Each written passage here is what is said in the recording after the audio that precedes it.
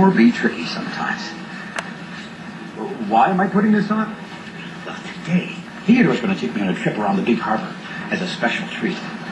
Well, you probably know that before you get on ships and boats, you must always wear a life preserver like this. Come on. See, I want to wear my rubber boots today, too, so I don't slip. It's very important to be careful. Theodore found that out the time that he had to go on a rescue mission. Here she comes, Theodore said to himself. He could see Emily coming towards the big harbor, pulling a ship. Theodore floated back and forth near Bedford Buoy at the entrance to the harbor. He was so excited to see Emily, he was almost bursting his bumpers. "Hello, Emily," he shouted. "Hello, Theodore," called Emily. "It's nice that you're waiting for me." Emily had been away on an adventure.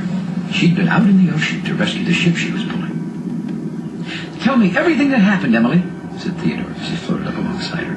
"Did you visit any great places?"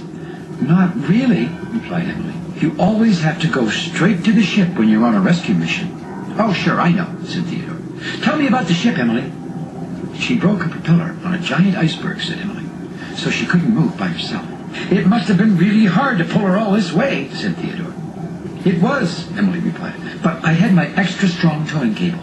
You always have to bring an extra strong towing cable on a rescue mission." "Sure, I know," said Theodore impatiently. "But tell me, Emily, what else happened?" "Well," continued Emily, "a big storm came up. Well, that's why I took so long to get home. You have to go really slow when you're pulling a ship through a storm." "I know," said Theodore. To Emily's surprise, Theodore turned to go. You see, Theodore was upset. He had never been on a rescue mission like Emily, but having her tell him things he already had heard about being safe, well, made him feel like he was just a small tugboat, and he didn't really like that feeling. "I know all about rescues," he said to himself. The next morning, the tugs were all gathered round the dispatcher at the Great Ocean Tug and Salvage Company dock. The dispatcher was just beginning the morning work meeting. "Tugboats," he said in a very worried voice. "Digby, the cable ship, is stuck again." "Not again," said Foduck. You see, it seems Digby is always getting stuck somewhere. "Yes, he's in a little cove just outside the harbor," continued the dispatcher. "I will have to send one of you tugs to rescue him." The dispatcher carefully looked around to see which tugs were on duty that day.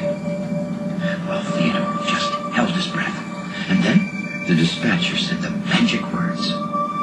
"Theodore, I think you might be able to go on this rescue mission.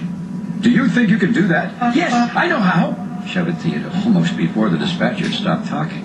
"I want you to go straight there," cautioned the dispatcher. "Do not dawdle." "Sure, I know," said Theodore. "And take an extra strong towing cable." "I know," said Theodore. "And," concluded the dispatcher, "go slow. You take your time." "I know," said Theodore, already turned to duck. "Theodore," called the dispatcher. "I know," shouted Theodore. "Theodore, your tow rope is still tied to the dock," the dispatcher said. The other tugs all laughed. "I knew that," said Theodore quietly. Theodore set off with a smile and wisely. He swayed a bit from side to side, the way he always did when he was especially happy. "I'm going on a rescue mission!" He was so happy he shouted it to the whole ocean.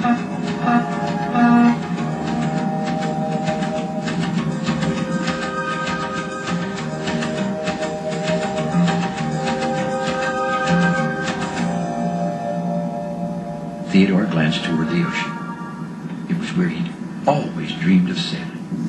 And now it seemed so near. Maybe I'll just go out a little bit, he thought. He turned towards the open water. Theodore was so excited he could feel his engine pounding deep in his hull. Galumpa, galumpa, galumpa. It seemed the further he went, the louder his engine pounded. The whitecaps on the water looked as if they were just waiting for him to splash through. Yikes! What was that? A great rush of wind hit him. A storm must be coming, he gasped. And then he realized expecting and dreaming it. Meanwhile, a winter storm was roaring in from the cold north. It was then Theodore remembered the dispatcher's warning. Go straight to Digby. Theodore turned towards the cove where Digby was stuck. I hope I'm not too late to save Digby.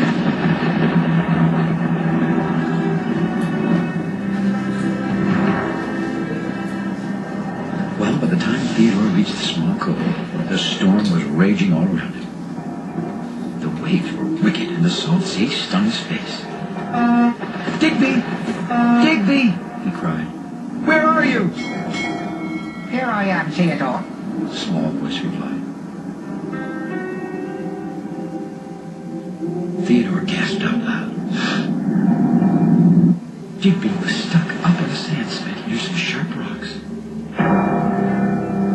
The storm battered into the small ship and made him reel and rock this way and that. The waves were washing all over his deck. Well, what took you so long, Theodore? Said Digby. I thought you was coming straight here. I'm halfway to drown. If I had done what the dispatcher said, thought Theodore, I would have come straight here, before this storm. It was too late now. Theodore had to save Digby, storm or no storm.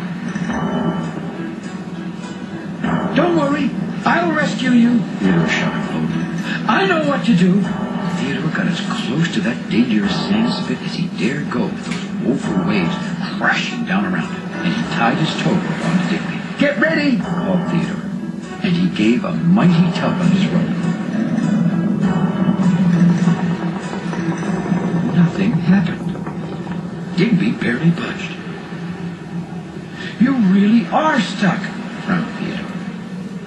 I was out here laying this here cable of mine, Explained Digby. and not watching where I was going like they told me to do. Ran right up on this gibberty spiggity sand spit. Broke my propeller, too. Hang on, Digby, called Theodore. He grunted and groaned and pulled as hard as he could. There was a great scraping sound as Theodore dragged Digby a little along the sand spit. Theodore! cried Digby. Your tow rope is after snapping on you! It was a sight that made Theodore's heart sink. His tow rope was about to break. He had to stop pulling Digby. All my barnacles and me bumpers! cried Digby. What are we going to do now, Theodore? I know, shouted Theodore. I'll use my extra strong towing cable. And where might that be? Called Digby. And that's when Theodore remembered. He didn't have his extra strong towing cable. He had forgotten to bring it.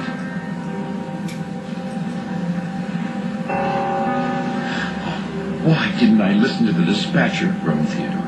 He said I should have brought an extra cable. Theodore knew that without a cable, he wouldn't be able to do the job he was sent to do. And poor Digby might be lost. If only I had a cable, he cried. Yep, hollered Digby. Big cables is always good to have. Of course, me being a cable ship and all, naturally, I like cables just fine. Theodore, I think I'm going to sink now. Cables, said Theodore suddenly. I can use your cables to pull you out. Great idea, declared Digby. but Theodore, do you think you can hurry? Unroll some cable, shouted Theodore. Theodore knew he'd have to float in just the right place to catch Digby's cable. In that dreadful storm, he'd only have one chance. One chance to save Digby. Now! cried Theodore. Let your cable go! The cable went snaking out from Digby. Theodore turned some more. His anchor swung around. His engine seemed to skip a beat, then...